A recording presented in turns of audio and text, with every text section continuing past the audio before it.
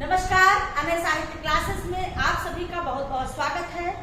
हिंदी साहित्य के इतिहास में आज हम पुष्पदंती पढ़ाएंगे। पुष्पदंत जो जैन साहित्य के महत्वपूर्ण कवि हैं, साहित्यकार हैं। इसके पहले हमने आपको स्वयंभू के विषय में बताया था।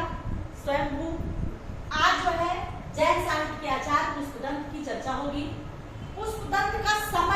पुष्पदंत का समय 10वीं सदी है।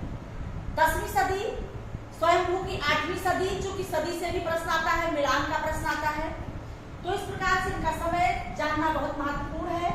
पुष्पदंत का समय 10वीं सदी है। पुष्पदंत को अभिमान मेर कहा जाता है। क्या कहा जाता है? अभिमान मेर। पुष्पदंत को अभिमान मेर कहा जाता है। ये भगवान शिव के उपासक थे। पुष्पदंत भगवान शिव के उपासक थे। इन्हें अपभ्रंश का भवभूति कहा जाता है। अपभ्रंश का वाल्मीकि स्वयंभू को कहा जाता है और अपभ्रंश का भवभूति जो है ये पुष्पदंत को कहा जाता है। भोला शंकर व्यास ने पुष्पदंत की तुलना संस्कृत कवि माघ से की है।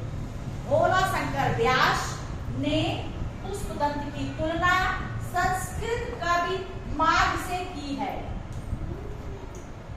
और पुष्पदंत इनका समय आप जान गए 10वीं सदी।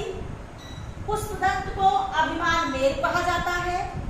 पुष्पदंत ये भगवान शिव के उपासक थे। भगवान शिव के उपासक थे।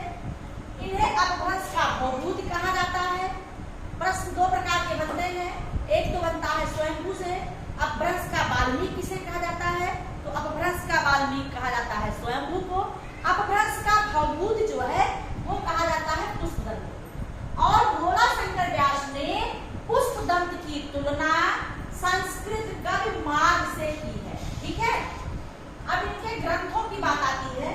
पुष्पदंत के ग्रंथ, पहला है महापुराण। क्या है? महापुराण। दूसरा है रायकुमार चरिऊ। तीसरा है जसहर चरिऊ और चौथा है शिव महिम स्तोत्र। इसमें जो है शिव क्या कहते हैं, महापुराण में राम की कथा भी है और महाभारत से संबंधित कुछ आख्यानों का वर्णन है। महापुराण में राम की कथा तथा महाभारत के कुछ आख्यानों की चर्चा की गई है। इसमें महापुराण, तो महापुराण राम की कथा तथा महाभारत के कुछ आख्यानों की चर्चा इसमें की गई है। दूसरा है रायकुमार चरिऊ। रायकुमार चरिऊ किसका ग्रंथ है? पुष्पदंत का। पुष्पदंत का समय 10वीं सदी है।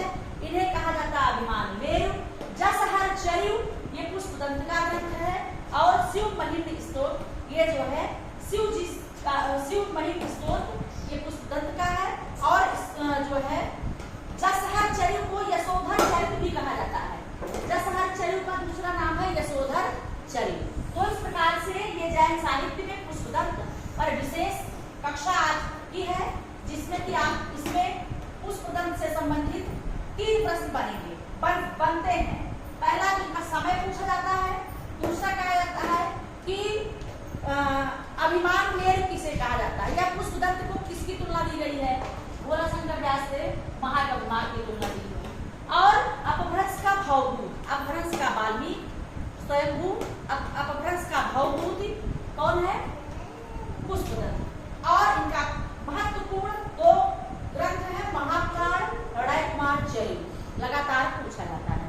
तो आज की कक्षा में पुष्पदंत से संबंधित इतना ही। अगली कक्षा में हम फिर आपसे मिलेंगे और हमें पूरी तरह से आशा विश्वास है आप लोग हमारे चैनल से लगातार जुड़े रहेंगे।